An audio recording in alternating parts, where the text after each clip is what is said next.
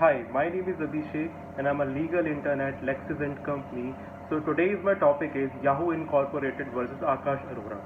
So the Yahoo Incorporated is considered as a landmark case on cybersecurity in India, as it was for the primary time that High Court of Delhi held that a registered website name similar to the trademark, giving it the entitled equal protection, and it represents an important issue of law pertaining to the passing of under the trademarks law in India.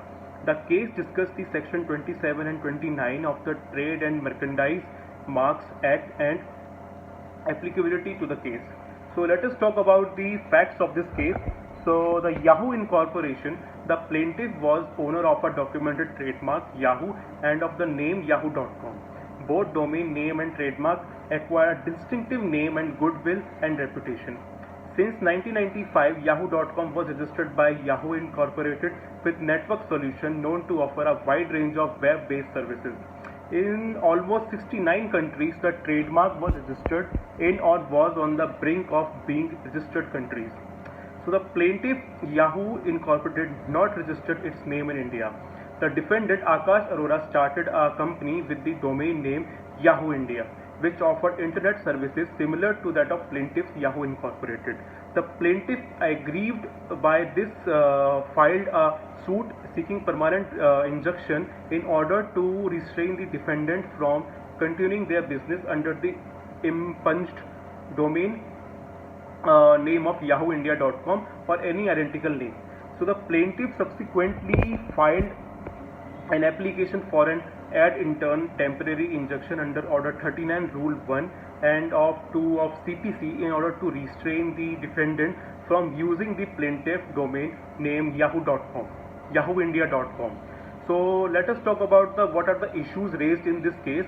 So number one is whether a domain name is protected under the intellectual property rights.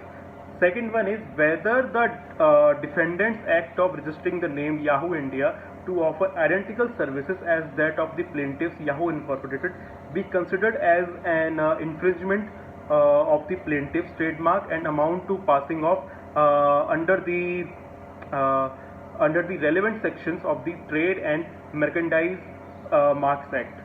So let us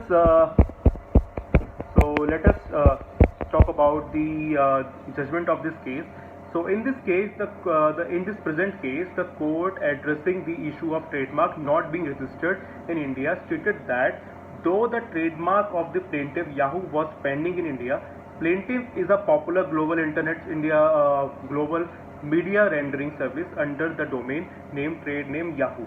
The court was the opinion that the present case does not concern itself with an action for infringement of registered trademark, but addressed the issue of an action for passing off and stated that the law relating to the passing off is well settled and is a common law remedy. In this regard, the court added that the principle underlying the action for passing off is that no man is entitled to carry on his business in a way that leads to the belief that he is carrying on the business of another man, or to lead to believe that he is carrying on has any connection with the business carried on by another man.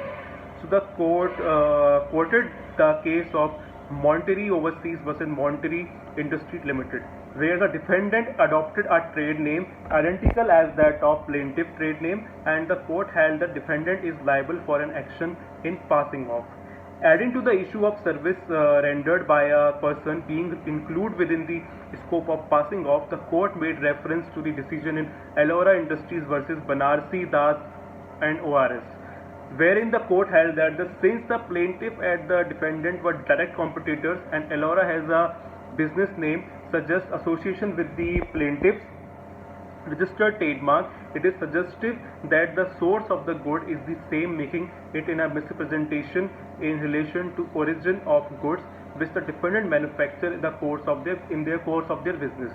So the court quoted Lord Halsbury definition of tort passing off, which was stated in Redaway versus Benham, and added the observation of Lord Green MR, which is as such as follows: passing off may occur in cases where the plaintiff do not fact deal with the offending goods. So the court was the opinion that since the plaintiff and defendant had common field of activity, so and were operating on the website providing information identical in nature, competition and rivalry is an obvious outcome. So the court addressing the issue of the possibility of users searching on site intending to reach another cited that case of Car Services International Incorporated versus AMGI. The court granted the injunction as per the section 32 of the Lanham Act, and it held that the customers would instead reach a different web page assuming it would be the same they intended to reach. So the court referred the case mentioned by the plaintiff counsel, Mark and Spencer versus 1 in a million.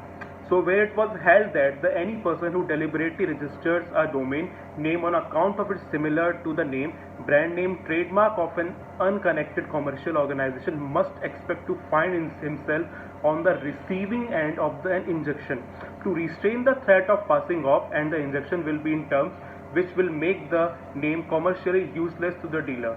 So it was held that though the word services may not be expressly used in section 27 and section 29 of the Trade and Merchandise Marks Act, the services rendered may be recognized for the action of passing off, using the law of passing off an action under the common law, which is very well given a statutory recognition in the Trademarks Act. So that's it. Thank you.